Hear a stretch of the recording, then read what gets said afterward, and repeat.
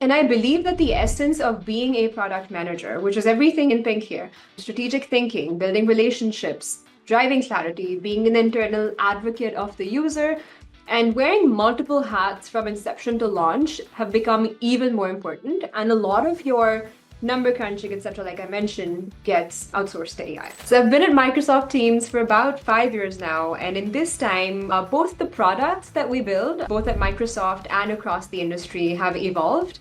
But then also how we build them has seen a massive transformation, and that means the PM playbook has changed. Anything that has ever felt like it's tedious, and if you ever felt, I wish there was someone that could actually automate this for me or do this for me, AI now can. Microsoft Copilot, ChatGPT, a bunch of coding tools out there.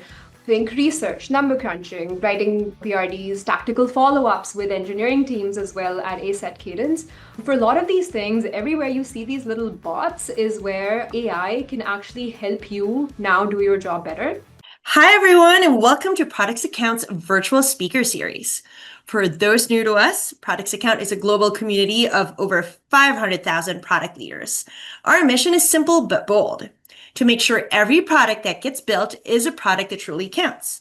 That means building things that enrich lives, stir passion, and drive real value. Yes, that means revenue too. I'm Psyche Ressus, Event Marketing Manager here at Products Account, and I'll be your host today. Here's how the session will flow. First, our featured speaker will share their perspective on building smarter in an AI-first world. After the talk, we'll open it up for audience Q&A, so feel free to drop questions into the chat as they come to you. If time allows, we'll wrap up with a community shout-out, your chance to share what you're building, hiring for, or looking for. Whether it's beta users or co-founders, would love to hear it. Just raise your hand again, virtually at least. Now, I'm thrilled to introduce today's speaker. Sukhmani Lamba is a powerhouse AI product leader shaping the future of human-agent collaboration at Microsoft Teams. She leads strategy for Microsoft's AI agent platform, helping teams build faster and smarter through next-gen productivity tools. Sukhmani's built 0 to 1 products used by millions, with past roles at Wayfair, Pendo, and across enterprise SaaS. She's a named inventor in conversational AI, a top 1% ADP list mentor, and a go-to voice on AI product strategy, keynoting at Microsoft conferences and advising at Duke, UW, and several startup incubators. Born global, having lived in Africa, Asia, the Middle East, and North America, Sukhmani brings a cross-cultural edge to how she builds, leads, and thinks about the future of tech. Let us all welcome Sukhmani Lamba, leading the virtual speaker series on practical AI strategies for building smarter. Let's give her a warm virtual welcome. Sukhmani, over to you. Thank you so much for the intro and such kind words, Psyche. I'm so happy to be here. So nice to meet everyone. Thank you for making the time for this after a very busy evening. I'd like to first ask too, though, did I pronounce your name right? I'm not sure. So tell me how. Tell me how. Sukhmani, that was perfect. Okay, great. Perfect. Go on. So I've been at Microsoft Teams for about 5 years now, and in this time, both the products that we build, both at Microsoft and across the industry, have evolved. But then also how we build them has seen a massive transformation, and that means the PM playbook has changed. I'm excited to walk you through some of my learnings in this area, so let's get started. The very first thing we'll talk about is AI, how it's changing the product playbook. And then we'll start to talk about some very interesting shifts, trends we're noticing in how products are evolving with AI. And we'll talk a little bit about vibe coding as well. So first, what is an AI product, right? The way I think about this is that AI products sit on the spectrum. On the one end, you have recommender systems. These are the oldest form of AI products that you're most familiar with. So you can think Netflix recommendations, Spotify playlists, Amazon's You Also Might Like recommendations. Then somewhere in the middle, late 2022, we had generative AI take shape, which is products that can create new content from prompts. Like you have this in Notion AI now, Grammarly, ChatGPT, Microsoft Copilot. And then on the far end, today we have agentic AI. It's the newest frontier. These are systems that can orchestrate chained autonomous workflows. So you think ChatGPT in agent mode, GitHub Copilot, Perplexity Assistant, and so many more out there where you can, for example, say find and book flights and a must-do experiences for a 10-day Tokyo trip. And it'll handle the entire workflow, prompting you for input, confirming a payment or confirming a hotel or whatever as necessary. So products sit on the spectrum today. We're at kind of this evolution of agentic AI. The other pivot on AI products is infrastructure versus applications. So infrastructure is actually thinking about RAG, context windows, training, fine-tuning, etc., to come up with your model. Or it could involve defining protocols, for example, right? APIs were protocols for applications to communicate with each other. A2A or agent to agent is a protocol that Google recently formulated that standardizes how any two agents, not applications, on the internet could handle back and forth communication. This includes sharing any context about the conversation that a user is having or what the user is trying to do, passing that on between agents. You can think of this as rules for engagement, but for agents. Model Context Protocol, or MCP, is another protocol that was developed by Anthropic, and it defines how an agent can read from and write information to another application. An example is an agent that has access to your Booking.com account and can make flight changes on your behalf. Then on this spectrum, on this pivot, the other type is AI applications, which are the tools that we as consumers and businesses engage with every day. A lot of them have AI built into them today. I'd say almost everything does. You can think Slack AI, Notion, TripAdvisor. You can also think the tools like Gamma and Canva, etc., that you engage with. So then, who is an AI PM? Across these two pivots, anybody who's operating at the slide should actually be different. I think I'm missing an image here.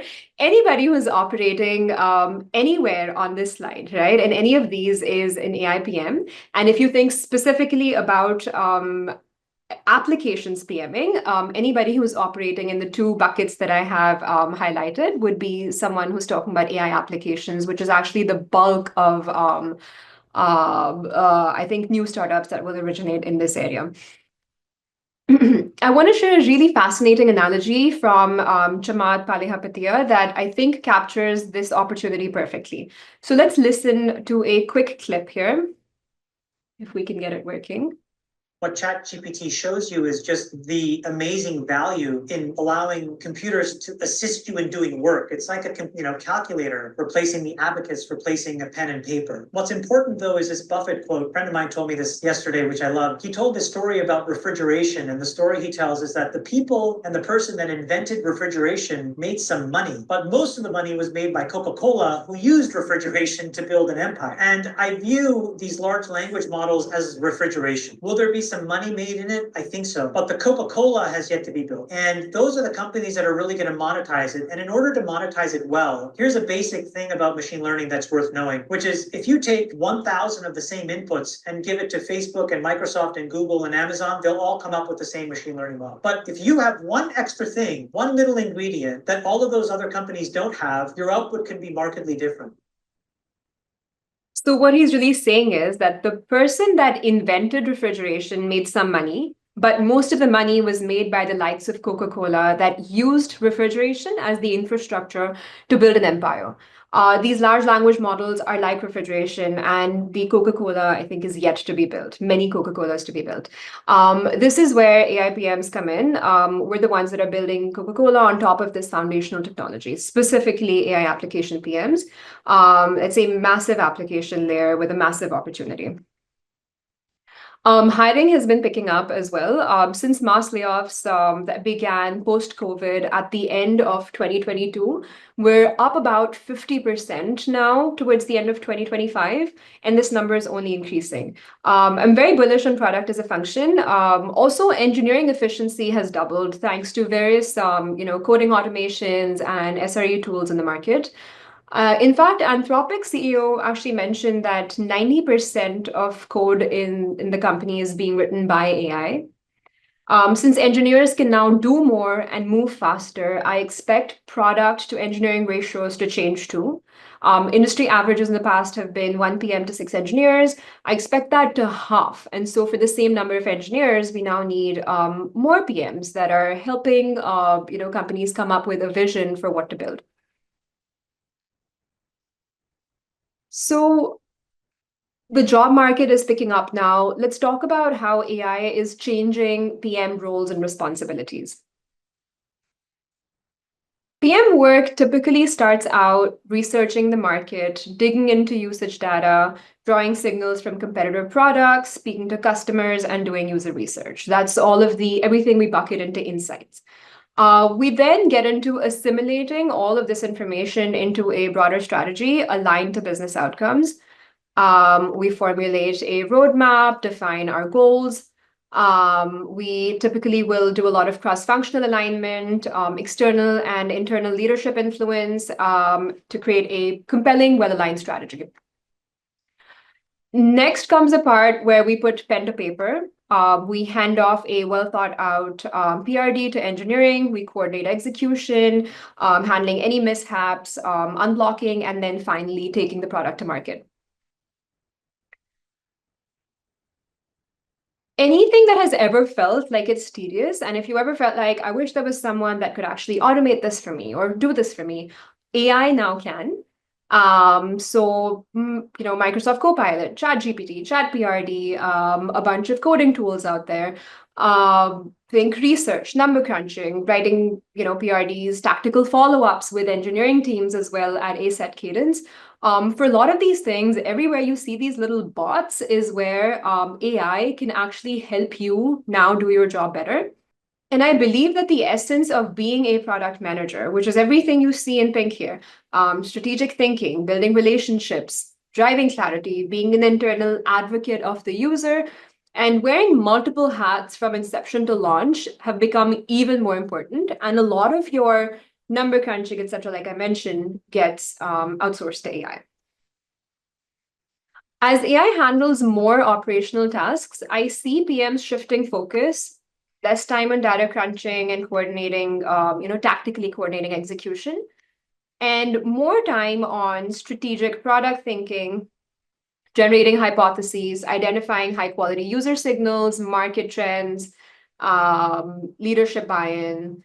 Again, the essence of the PM is evolving to be way more strategic than it has ever been before, and it becomes way more important now to define cutting-edge, category-changing products.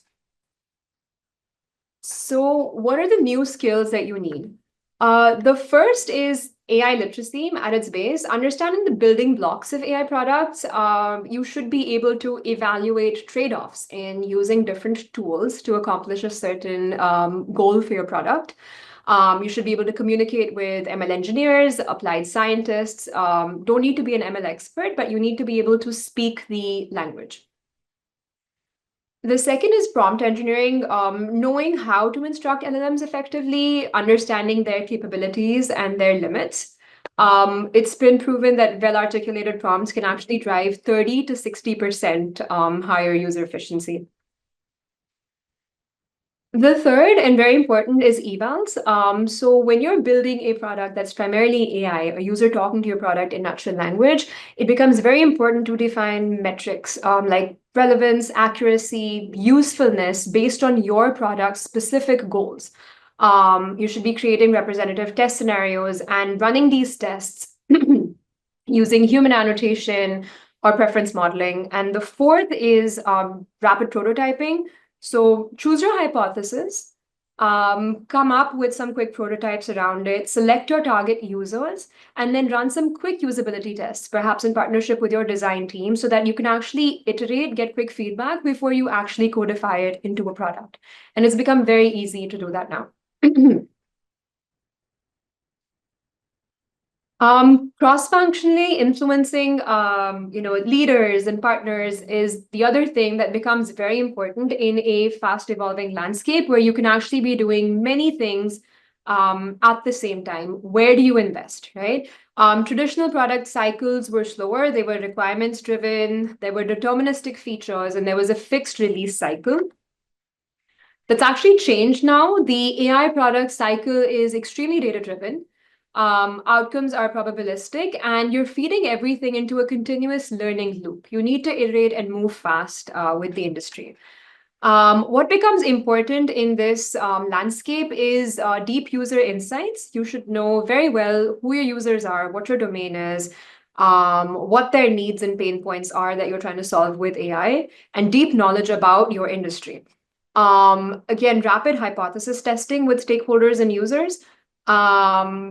Deep partnerships with your technical stakeholders as well, your ML engineers, like we talked about, and data scientists, and establishing cross-functional sponsors within your company that can fund a lot of these experimentations. So now let's talk about building AI first habits, right?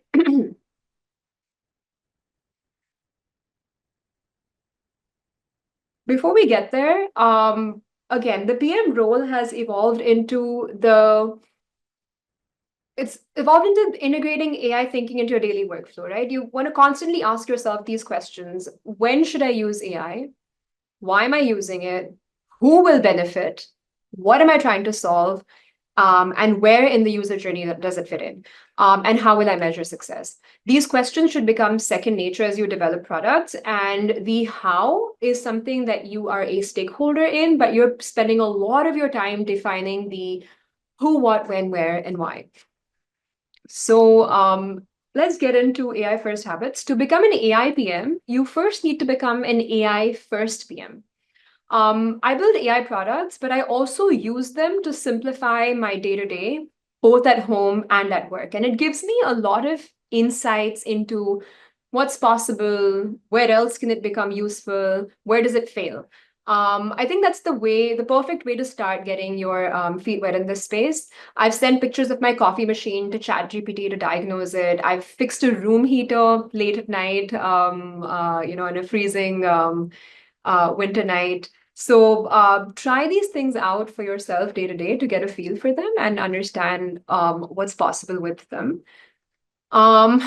At work, the very first place where I use it is in brainstorming and generating content, right? So when it comes to brainstorming content, AI is incredibly powerful. I use it to, write like a first draft of my PRD as I'm brainstorming, marketing announcements, blog posts. My prompt template is typically you are a PM at so-and-so place, given these goals, and I'll feed it all of the research that I've done, all of the users that I've spoken to, and I'll ask it to come up with like a first, document basis a format that I give it. The other thing is hypothesis testing. So you're seeing a certain trend in your product and you're trying to figure out why are users dropping off at a certain step. AI is a great thought partner, or how are competitors handling this problem, etc. We'll talk a little bit about prototypes. The next really powerful use case is simulating feedback. Before I pitch an idea to leadership or stakeholders, I'll ask AI, help me identify blind spots and tell me what I can do to address them beforehand. Or I might say, how do I best communicate this vision to my team's VP? Somebody might ask to communicate it to a research scientist or a startup CEO. The way I tailor my message to my VP of product versus my engineering leads versus design is always going to be different. So it's great to come up with those different variations. And then synthetic users are incredibly valuable. You could generate 30 user profiles from a variety of domains and experience levels and simulate what their feedback might be on your prototypes. And AI can help with that. Again, helps stress test ideas before investing any real resources. The next thing is automating your routine tasks. At Microsoft, we're doing all of these today. Everything you see here is sending, update emails, intelligent note-taking and recaps in meetings, personal reminders, follow-ups. You can ask things like, what did X say about Y in the meeting? Or I joined late, give me a summary of what I missed, right? You can use it for follow-ups after sales pitches. All of these small tasks add up to hours saved every week for you. Finally, I have a separate mailbox that I've dedicated to Substack updates, morning digests. Always try out the latest product that's come out in the market. That's how you keep exercising your product muscle. Listen to prominent product voices. If you're a platform PM, or if you're a consumer PM, or if you're somebody in the healthcare industry, make sure to identify who's actually coming up, who's talking about your space and sharing information that you resonate with, to keep up to date. Now let's talk about vibe coding. It's one of the most exciting developments in AI recently. Tools like Lovable, Replit, Bold, VO allow PMs to go from idea to working prototypes in minutes now, not just days. You can literally describe what you want to build in plain English. These tools will generate the code. And this is, I think, democratizing product development. You no longer need to wait for engineering resources to validate your hypothesis. You can build and test prototypes yourself quickly and go from concept to engineering to development. It's transforming. I think it's one of the biggest things that's transforming our PM playbook right now. So here's an example. Lovable, which is, if you're not familiar with it, is one of these prototyping tools. Lovable actually has its guide for how to write a good prompt for Lovable to spin up something for you. So what I did is very simple. I took the Lovable prompting Bible, fed it to my ChatGPT, and I said, your job is to rewrite any prompt using this guide. Then I gave it a prompt. I said, you're a website designer, designing an app for people that are struggling with health issues, where you will help them identify what types of foods they can consume and how they can order them and add them to their carts. And also add a membership plan here. So I fed all of this. I think this is about 6 to 7 lines in English, fed this to ChatGPT. It came up with a very detailed prompt following the prompt guide that Lovable has published. I took this prompt and I fed it to Lovable. And what it came up with was this. Here's the prompt on the left.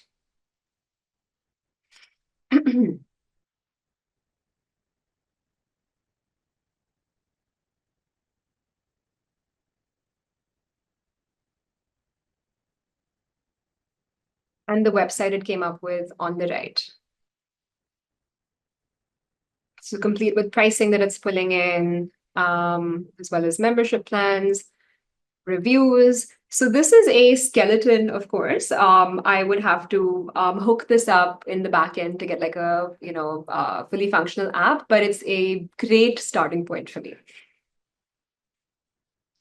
I want to share another fascinating perspective from NVIDIA CEO Jensen Huang about the future of AI and what it means for our industry.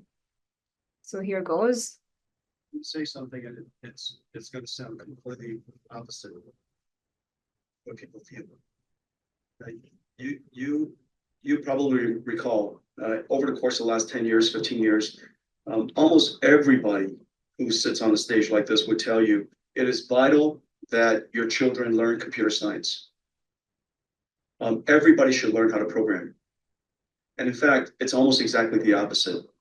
It is our job to create computing technology such that nobody has to program, and that the programming language is human. Everybody in the world is now a programmer. This is the miracle. This is the miracle of artificial intelligence. For the very first time, we have closed the gap, the technology. So what he's saying is, everybody who sits on a stage would tell you it's vital for your children to learn computer science, but he says it's almost exactly the opposite. It's our job to create, our job as PMs and engineers operating in this space, to create computing technology such that nobody has to program. And everybody in the world is a programmer. This is exactly what we're seeing with these vibe coding tools. They're democratizing product building. Of course, you have to nail the basics, but once you do that, anybody can get a fully functional, app stood up in days. Let's talk about what this means for the future of AI products. I want to share some trends that I'm seeing and where I think the industry is headed. These are areas where I believe there is tremendous opportunities for product managers and startups and product building in general. Very first thing is embedded AI experiences that we're already seeing. So from simply conversing to basic, input-output interactions with an agent in natural language, so think chatbots or voice assistants. There's deeply context-aware agents that are embedded in the right context in a product. So for example, if you're in Notion, you can actually feed it certain links in certain context for it to spin up something for you right in the flow of that conversation. It can also hold context of the other things that you've talked about in the same Notion page. The next trend that I see, coming up in the future is natural language interfaces taking over user interfaces. What I mean by that is chat takes center stage in every product. This prediction basically highlights how our interfaces have historically been rigidly designed for a set workflow, right? Like you go into your mailbox, you open the first mail, you click reply, or you draft, and that's where you see your suggested reply or whatever. Maybe you don't want to see it like that. Maybe you come back to your mailbox after 2-day vacation, after 2-week vacation, and what you want to see is show me all the emails that I missed from my manager where he mentioned the word urgent, or Sukhmani will take a look at this once she, as soon as she's back from leave. Maybe that's the emails that I want to see first, and I want to describe this filter in natural language rather than as a set filter. I see more of that happening, more of the shape of a product changing based on natural language rather than a rigid UI that we define. And there's a very interesting article authored by Pete Kuman, who is a GP at YC and founder of Optimizely. Highly recommend reading this to understand this prediction a little bit better. The next is the rise of vertical agents is what we're seeing in the market today. These are highly specialized agents that are trained on a focused task or workflow. And accompanying domain-specific data. A great example of this is Microsoft's AI diagnostic orchestrator. It's called MyDAO. What it does is there's a group of agents. Each agent is tasked with a specific goal. So there's a hypothesis agent. There's one that chooses the test based on that, hypothesis. There's someone that will put together a checklist. There's one doctor which is challenging the hypothesis for like very complex medical cases. And this group of agents actually achieved 85% accuracy on benchmark medical cases in the United States and performed 4 times better than an experienced group of physicians that are used for the benchmark. These vertical agents are transforming specialized industries like healthcare, legal, and finance. And they're incredibly powerful because they combine AI, the power of AI, with very deep domain knowledge and expertise. The next trend is that ecosystem play is big. Tool integrations have become so much easier and much more standardized with protocols like MCP and 808. You couple that with deep context engineering, and you have an agent that's able to reason over a variety of domain data across platforms in minimal time. That's very, very powerful for AI.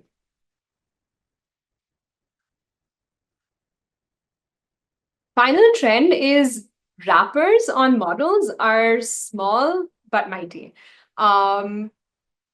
Some of the biggest examples of this, Perplexity, Gamma, Lovable, Harvey, Manus, in their own right, in their own domains, are category-defining products again, right? Perplexity is built on OpenAI. Gamma is an extremely powerful product for designing presentations and designing content, again wrapped on OpenAI. Lovable, we talked about, extremely powerful. Harvey is kind of operating in the legal space.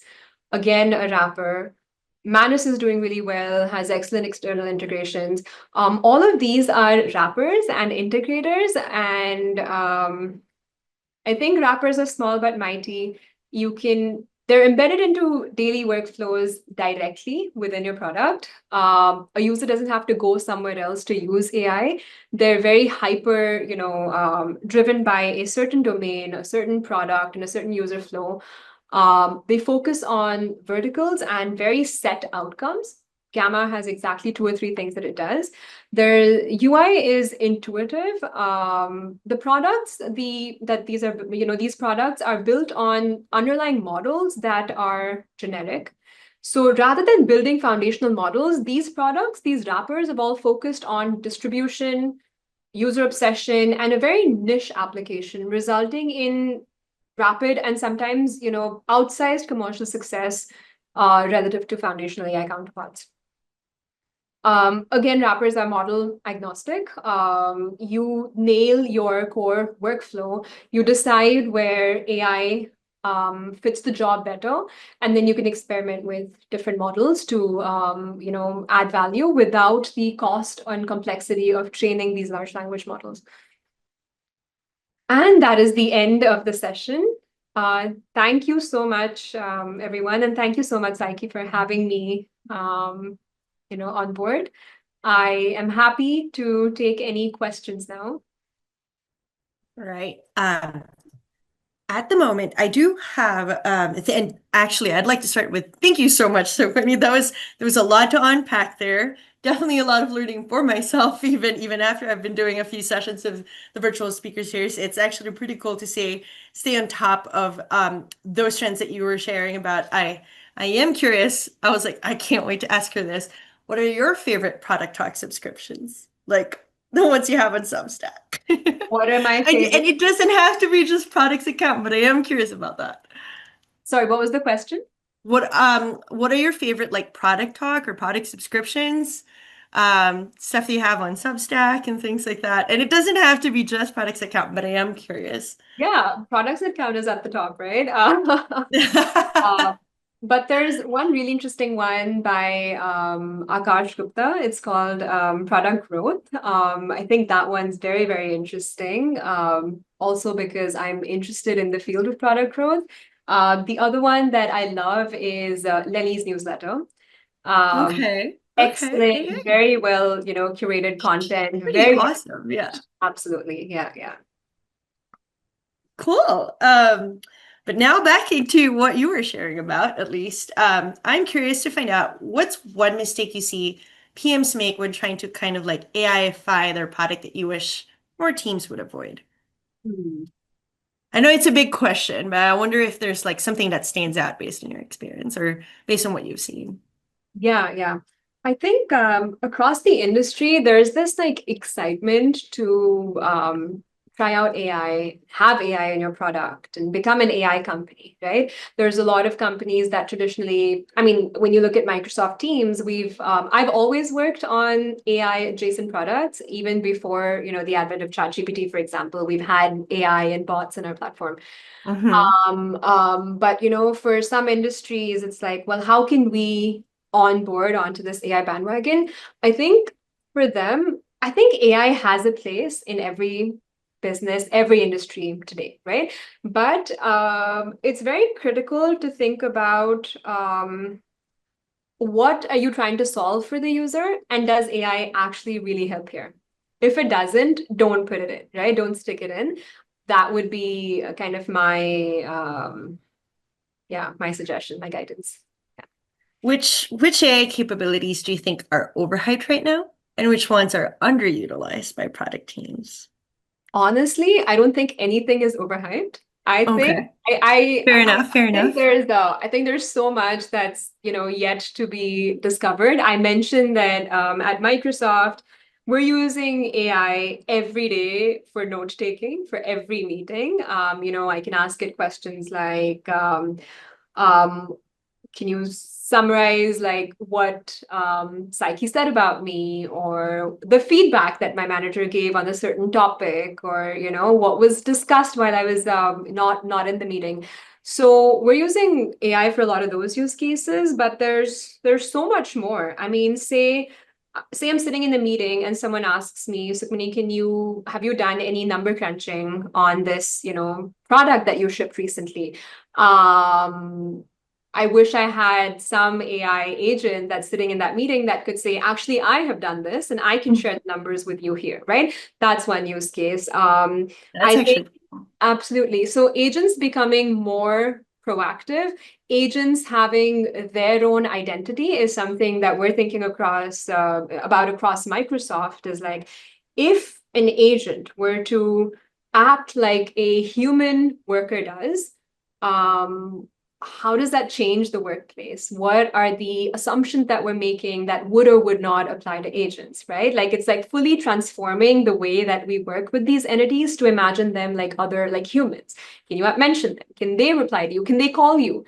So there's just so much to be done here.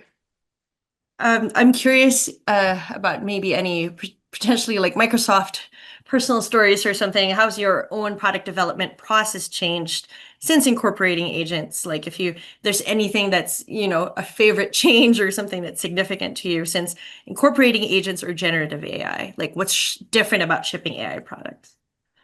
I think what's changed since we I mean, a lot has changed, yes, for yeah, sure. yeah.